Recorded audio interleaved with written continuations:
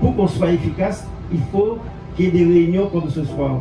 On va nous interpeller sur ces préconisations. Faisons un peu loin, ou à passer ça pour celle.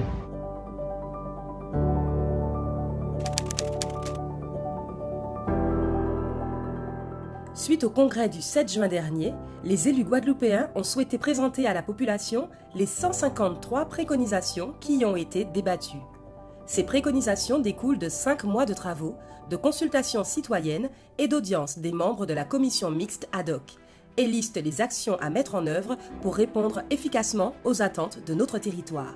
Je préfère encore me déplacer pour connaître en direct ce que dit le président, ce que pense aussi notre maire Adrien Baron, ainsi que ses adjoints, et puis pour savoir où c'est qu'on va.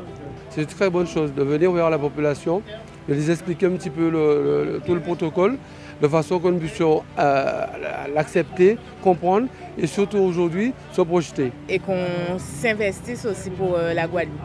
Réparties en 4 blocs, elles concernent le développement économique, avec l'instauration d'une clause de préférence locale dans l'attribution des marchés publics. Suivre la mobilité des étudiants originaires de la Guadeloupe afin d'en faciliter le recrutement par des entreprises guadeloupéennes. Étendre la liste des produits du bouclier qualité-prix.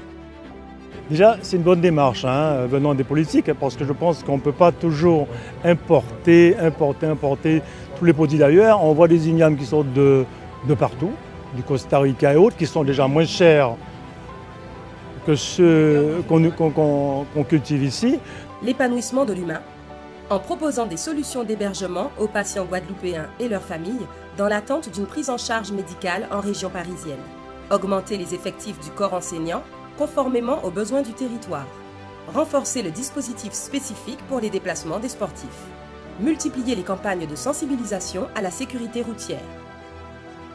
On constate que les écoles primaires commencent à se fermer malheureusement, que les écoles se regroupent, par exemple le CM1 et le CM2, alors qu'avant il y avait une classe de CM1, une classe de CM2, qui fait que les enfants évoluaient à ce niveau aussi.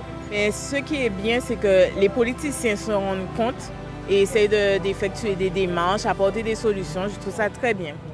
Le développement territorial, avec des propositions comme favoriser la reconquête des terres agricoles en friche, renforcer l'encadrement de l'utilisation des produits phytosanitaires, revoir le quotient familial nécessaire pour l'attribution du bon de continuité délivré par l'ADOM, favoriser le développement des liaisons aériennes et maritimes inter-îles.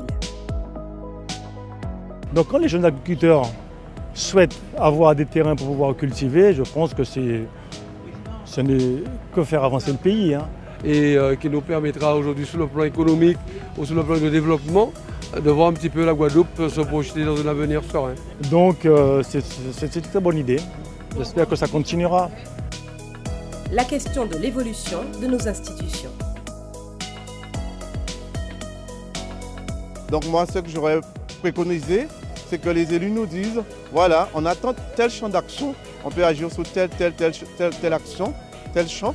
Et à ce moment-là, nous, on pourra travailler directement sur les questions et savoir que les élus pourront agir sur telle chose sans vraiment qu'on ait à nous renvoyer à Paris et qu'il y ait un retour.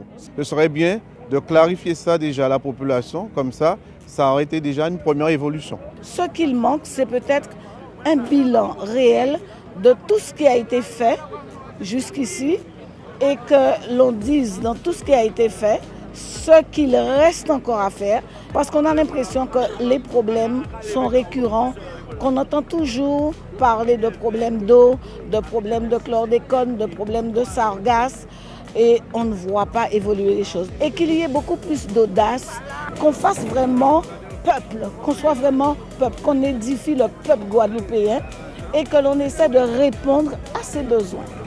Ces mesures, co-construites avec les acteurs et citoyens du territoire, font partie des 153 propositions dans le cadre du congrès qui seront présentées au comité interministériel des Outre-mer.